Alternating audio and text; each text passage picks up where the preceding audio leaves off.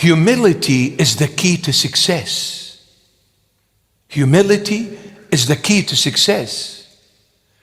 Christ will choose the humble one, not the prideful one. The humble. The one who does not really care where they sit or where they are to be seated. Whether you tell me to sit at the front or at the back or even in the street, for me it's the same, because what matters is not the place, but the owner of the place. Is God in the church? Yes. Is he outside of the church? Is God everywhere? Yes. So now, if you're seeking God, what does it matter if you are being honored or dishonored for the sake of the Lord? It's all beautiful.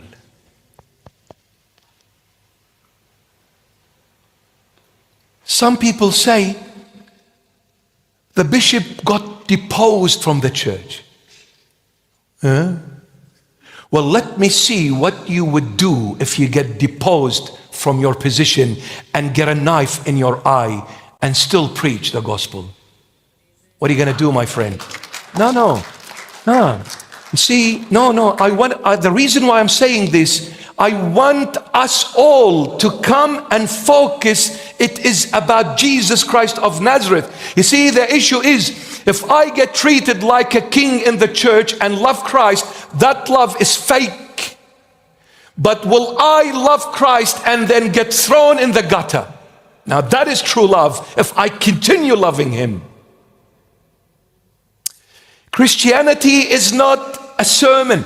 It's not a song. It's not a preach. It's not a service that I do. Christianity is life. I need to live Christ on Good Friday and on Sunday resurrection. I need to love him in both situations equally.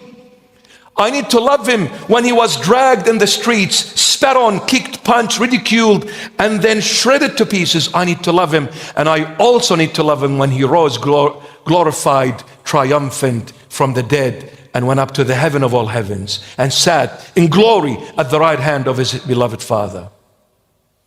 I need to love him on Good Friday and on Good Sunday. If I only love him on Good Sunday, I am fake Christian. But if I love him on Good Friday, definitely I'll love him on Good Sunday, on Sunday resurrection. Christ wants people that would love him for himself, not for what he does for you.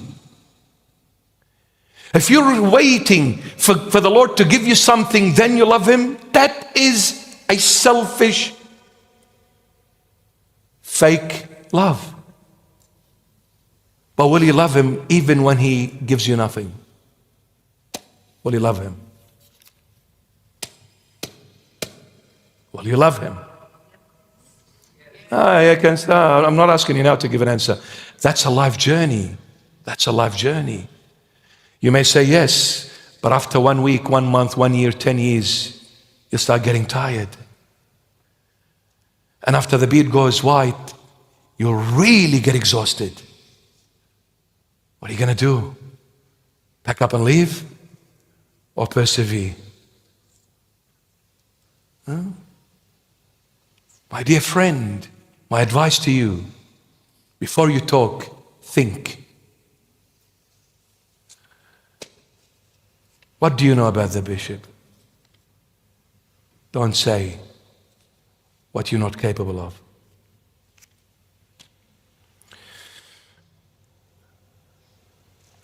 The locusts, they fly in a swarm without a king, without a leader, but they live in absolute peace and harmony. Verse 28, which is the fourth insect. Verse 28, the spider skillfully grasps with its hands, and it is in kings' palaces. Look at the book of wisdom, how it talks. Man, this alone says that there is God. This is not a man's work here, my beloved. People can't write these things. The spider skillfully grasps with its hands, and it is in kings' palaces. What does that mean? What is King Solomon trying to teach us here through this book of wisdom. I'll put it in a simple term. One day the spider decided to walk into the king's palace, because it says, but they are in king's palaces. So this spider was walking and saw this big building. Says, oh, that's beautiful. And then he decided to walk into the king's palace. So he's a little tiny creature. So he, under the door, a small opening here, there, enters the palace. He says, whoa, that is a very expensive place, brother. And then he's walking, wandering around, seeing all those family pictures hanging on the walls, very expensive one, Mona Lisa and Shanalisa and Annalisa and all of them. Oh, and Annalisa's here too. And then the spider comes across this extremely expensive crown of the king. And then the spider decides, for no reason, to spend the night in that crown, sleeps in the crown. So he climbs up the crown, and on top of it finds a cozy cushion, a nice, very expensive material, cloth, and then it's all diamonds and gold, and maybe it's worth a couple of $1 million. And the spider sleeps and makes its bed, the crown that is worth $2 million. The richest man on earth, I don't think their bed is worth $2 million. See, the spider lives, much better than the richest man on earth. So the spider sleeps that night in that crown worth $2 million. But what does the verse say? It says, the spider skillfully grabs with its hands, and it is in king's palaces.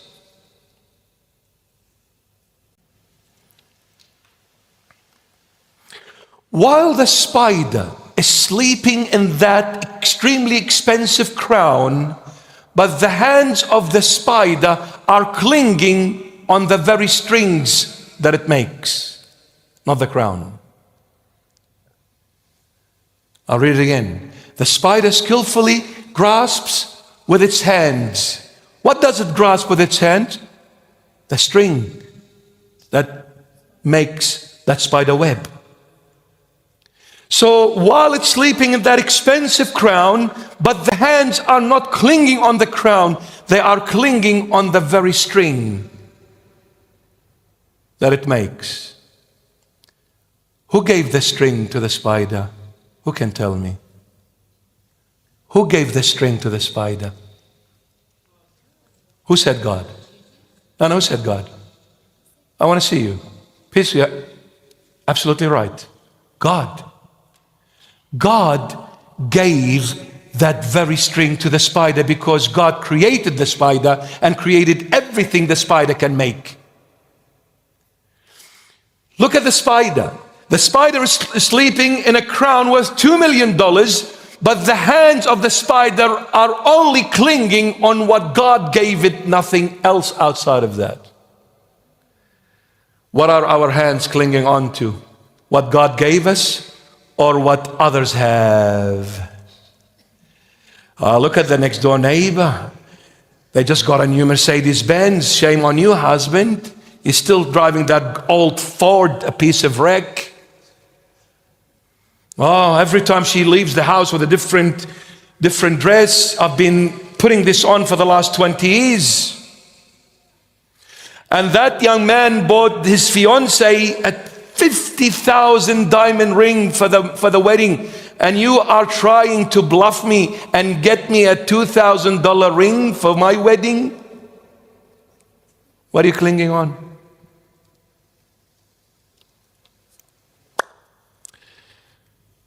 What is within your capacity, that's all yours. What's not, don't try to make it yours, because you'll be found as a thief. The spider is content with what God gave it, even though it's an expensive crown.